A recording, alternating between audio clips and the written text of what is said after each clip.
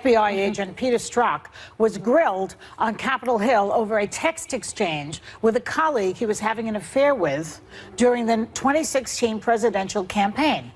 The woman texted about Trump. She asked the question, he's not ever going to be president, is he?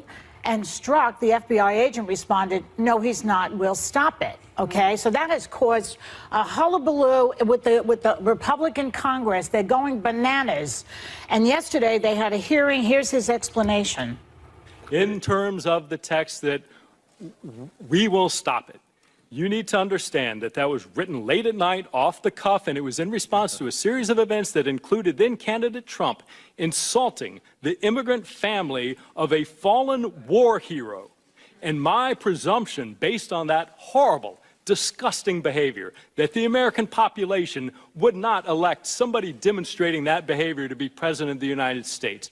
So essentially he's saying it wasn't I who was saying, so, to correct me if I'm wrong, it's not I or the FBI that's saying we will stop him. It's the American people who should have been so appalled by the way he attacked a Gold Star family that they would never vote for him. P.S. It's Khizr Khan. I always want to say their name. His name is Khizr Khan. Yes. Yeah. Right, and at the time, I remember when that happened, and, you know, regardless of what side of the aisle you're on, and, you know, I'm a lifelong Republican, I'm a conservative first, though, I was so horrified by that, and I remember I called Trump a silver spoon draft dodger at the time, because how dare he go after Khizr Khan and his family and all of that. When he avoided the draft when he avoided the times. draft himself, it was just a really low point. Another low point was when he attacked your father.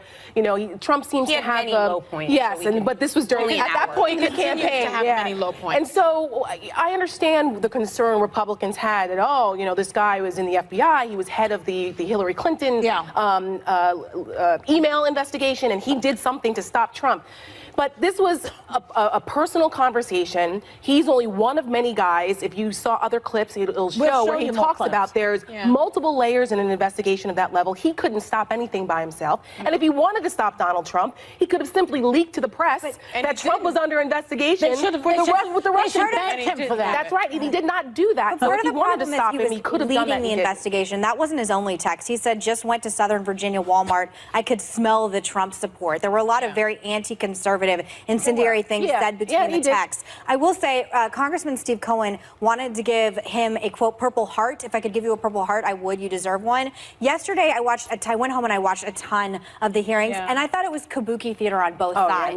Both congressmen on each side of the aisle just trying to get clips on MSNBC and Fox News. It's crazy. They should pull the cameras out of these hearings because everyone's just grandstanding for it. I want to see them. Yeah, But the there's a problem is you have double-edged sword people with that. saying when you sit, I'm sorry, telling someone if you are offended by Khizr Khan, you should be offended by a congressman saying that he deserves a Purple Heart. That's a big thing for somebody. He was to get. talking about the abuse he was taking in the hearing. That's what he was referring to. It's ridiculous. People get their legs blown off and stuff and get Purple Hearts. But I actually think the back and forth, considering we're dealing with an intelligence agency, I went back and forth with Carly, my producer, and we were debating whether this is transparency to have this on here. I feel like when we come to intelligence agencies, we should be handling these with care. They should be separate from the normal open. Well, they don't talk about anything classified. Well, the problem is they did ask him and then decided they were going to charge him with contempt. Yes. You can't put... Which was unfair. It's unfair, and you just can't do that out in the open like this because the whole point is we want to protect intelligence. We want to protect national security. These should be handled on the side. Which they have. Because I worked, just really quick, just to clarify that point,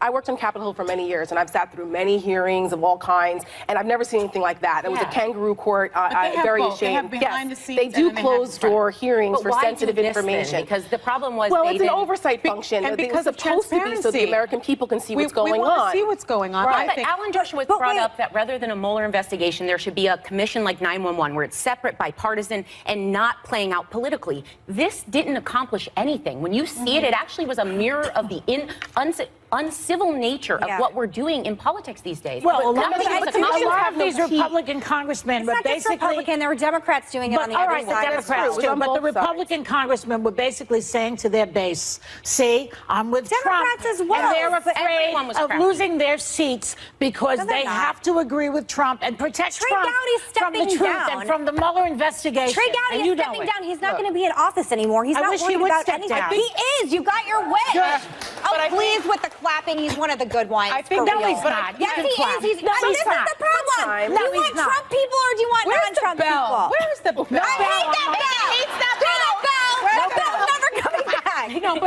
Okay, we'll be right back with more hot topics. Greenville, South Carolina, and Trey Gowdy, chairman of the House Oversight Committee. That's one of the committees investigating Russian meddling in the 2016 election. Congressman, you just heard President Trump once again refer to the Russia probe as a witch hunt, and he specifically referred to the hearing that you chaired this past week with FBI agent Peter Strzok as proof of his claim.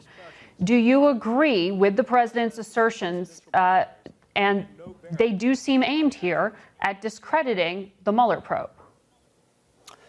I don't think it's a witch hunt. I've never thought it was a witch hunt. We now have two series of indictments against Russians, one for the social media, the other for the unlawful intrusions. Russia attacked this country in 2016. That's the number one thing we've asked Mueller to look at. What did Russia do? The second part, which unfortunately is where the hyper focus is with whom, if anyone, did they do it? Margaret, no Americans have been indicted with respect to conspiring to impact the 2016 elections. My focus is on the first thing. What did Russia do? And that's not a witch hunt. That's an attack on our country. So you're right, no Americans were charged, but 12 Russian military intelligence officers were for attacking the DNC and other Democratic organizations, going after Hillary Clinton's emails, and also attempting to break into state election boards. So how should Americans understand this? That this is an attack on all of us. Our elections are just that, Margaret. They're our elections. And Republicans and Democrats are free to fight among and with themselves. But that fight ends at the border. And I would ask the president to give some serious consideration. Your first request of Vladimir Putin needs to be, tell us which airport we can pick up the 25 Russians that tried to interfere with the fundamentals of our democracy. If you really claim you had nothing to do with it, then you should be as shocked as we were that your military was being used to impact our election. Tell us where you're going to extradite those folks, because an American grand jury indicted them for undermining our democracy. You have now heard over 20 hours of testimony from Peter Strzok, who was named by the president there. You also met with Lisa Page, a lawyer at the FBI involved with this Friday. I think you're meeting with her again tomorrow. In your investigations, have you seen any evidence of an anti-Trump bias at the FBI?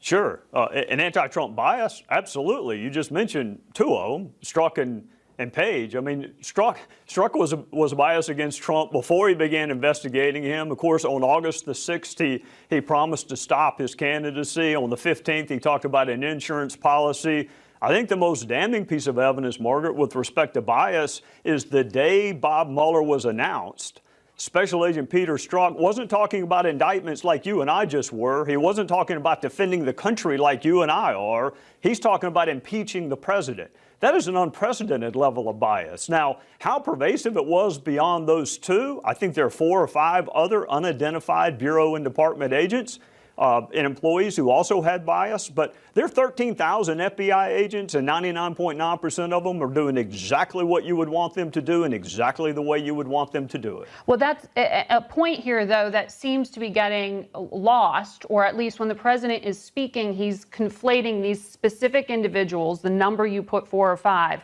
with the entire intelligence organization that is the FBI, and there is some concern that that is corrosive to our democracy. Do you fear that your hearing is being used in that way?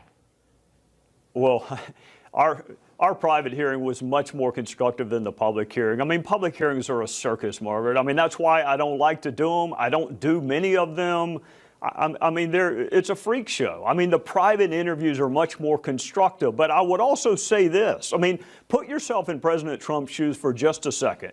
Jim Comey thought that impeachment was too good for you. John Brennan says you should be in the dustbin of history. Those are not insignificant people. One headed the FBI, the other headed the CIA when you were under investigation. The lead FBI agent said that you would be destabilizing for the country and promised to stop your candidacy. I mean, Margaret, if you were being investigated by people who had that level of bias and animus against you, I think you would be concerned as well.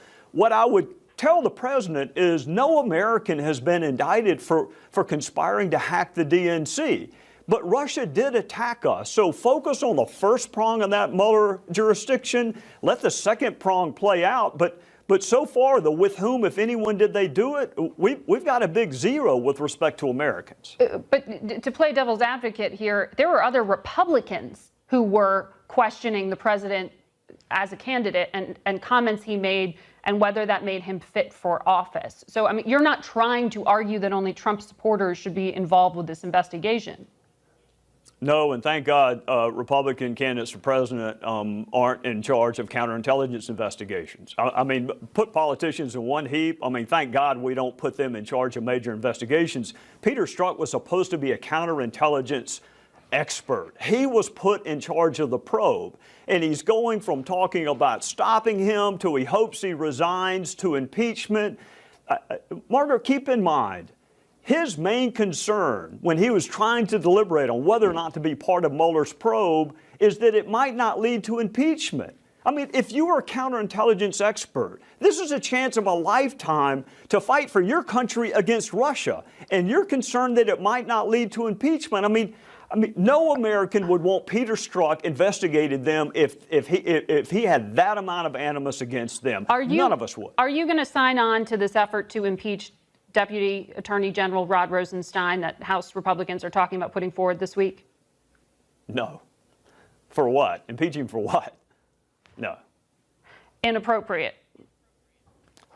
I've had my differences with Rod Rosenstein. I talk to him quite often privately, which again is a lot more constructive than the public hearings we have. He's a Trump appointee. So is Jeff Sessions. So is Chris Wray. If President Trump is dissatisfied with Rod Rosenstein, he can fire him with a tweet. But to impeach someone, I mean, no, I would not be. I'm not convinced there is a movement. I read about it in Politico, and sometimes their sources are better than mine, but I'm not part of that. Very quickly, are you going to investigate who the congressional candidate was who was in contact with the conspirators? This is named in the indictment. I would love to know who that was. So I hope you'll investigate it. I'm going to try to find out who it is. Now, this is an unindicted. I mean, that's important. Whatever this person didn't rise to the level of criminality. But I am incredibly disappointed that any member of Congress would reach out to WikiLeaks or Julian Assange or Lucifer and try to get dirt on a Democrat. That is very disappointing. I don't know who it is, but I'd love it if you or I found out who it was. All right. Well, when you find out, get back to us, Congressman. Thank you very much the same. for your time.